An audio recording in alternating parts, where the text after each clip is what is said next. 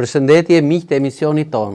Sot do të flasim për një bimë që është mbarkombëtare, një heroin e heshtur që rritet pothuajse cep e cep të Shqipërisë, Taraxacum officinalis, ose lule radhiqa, kur kjo mbin mes barit, jep ato gjethet e para gati 25-30 cm të gjatë, me këto dhëmbëzime që ne e shikojmë.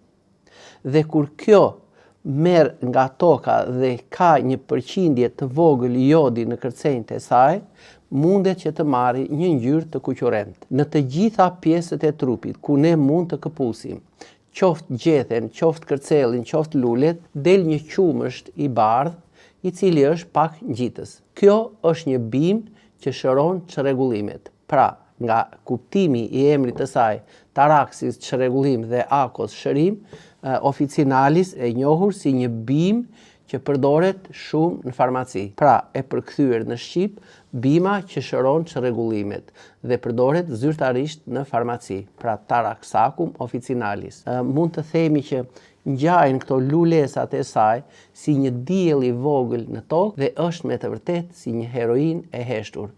Shëron, rigjeneron trupin në heshtje. Kjo bimë barishtore është shumë vjeçare. Lulezon nga muaj prill deri në shtator-tetor. Në njërën nga këto gongjet, kjo në një kup mund të ketë deri në 200 lulza. Bima që përdoren të gjitha pjesët e saj. Lulja, gjethja dhe rënja. Po cilat janë përbërësit kimik që i japin vlerat të veçanta kësaj bime? Ja le të ecim hap pas hapi. Laktonet seskuiterpene. Këto janë përbërjet e hidhura që i japin lule radhiqes, qoftë në gjethe, qoftë në rënjë, qoftë edhe në lule. Studimet sugjerojnë se ato mund të kenë veti anti-inflamatore dhe njëkohësisht mbrojtëse të mëlçisë. Pra, e mbaj mend që kjo është ndër bimët e para që pastron, tonifikon dhe rigjeneron mëlçinë. Acidet fenolike që ndodhen në brendësi të gjethes rënjës, përfshi këtu acidin klorogjenik dhe acidin kafeik, janë antioksidant të fuqishëm dhe mund të na ndihmojnë në mbrojtjen e qelizave nga dëmtimi. Pra, ashtu siç kjo na ndihmon rigjenerimin e qelizave të mëlçisë, po ashtu na ndihmojnë edhe në rigjenerimin e qelizave të tjera në organe të tjera dhe njëkohësisht edhe mbi lëkurën. Një përbërës tjetër janë flavonoidet. Është një klasë e cila futet në grupin e antioksidantëve që gjenden tek lule radhiqa. Ndër flavonoidet mund të përfshijnë luteolinën, kriozerolin dhe quercitinën. Ato së bashku kanë veti anti-inflamatore dhe rrisin imunitetin, pra përforcues të imunitetit të trupit. Triterpenoidet janë ato pra që nga emërtimi 3 janë komponime që përfshijnë A-amirinën dhe ato kanë treguar se kanë veti antikancerogene. E mbajmë mend këtë fjalë, pra triterpenoidet dhe njëkohësisht anti-inflamatore.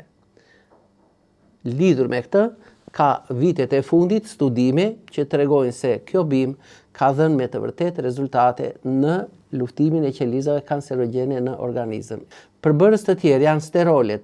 Këto përfshin beta-sitosterolin dhe stigmasterolin. Ato mund të ndihmojnë në uljen e niveleve të kolesterolit në gjak dhe sidomos të kolesterolit të keq. Le të vemi tek një probiotik, inulina, që ndodhet në brendësi të rënjve, por njëkohësisht edhe tek gjethja. Kjo na ndihmon më së miri në përmirësimin e shëndetit të zorëve. Flavonoidet si luteolina, apigenina janë në veçanti antioksidant të fuqishëm që kjo bimë na ndihmon më së tepërmi në largimin e toksinave nga organizmi dhe në largimin e radikaleve të lira. Në brendësi të tyre ndodhen njëkohësisht edhe vitamina dhe minerale. Më e theksuara, këtu është vitamina C, A dhe K, e cila nxit urinimin. Njëkohësisht, vitamina B6 është si qetësues i sistemit nervor. Kemi mineralet siç janë kaliumi, hekuri dhe kalciumi, të cilat me të vërtet na ndihmojnë sa në balancimin dhe në nxitjen e urinimit, aq në selektimin që urina të mos na largoj kriprat minerale nga trupi, por njëkohësisht të më ndihmoj edhe në përmirësimin dhe në balancimin e atyre kërcimeve të larta të tensionit të gjakut.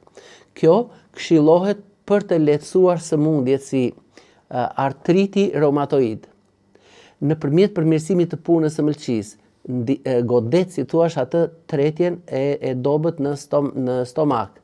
Ndihmon në shkrirjen e gurëve në veshka, pasi nxit shumë mirë epitelin renal në largimin e këtyre kriprave. Përdoret në rastet e një ceroze hepatike. Përdoret për të luftuar ato hemoroidet, pra mund të i shtypim këto gjethet, i vendosim si llapa aty në fund të hemoroideve.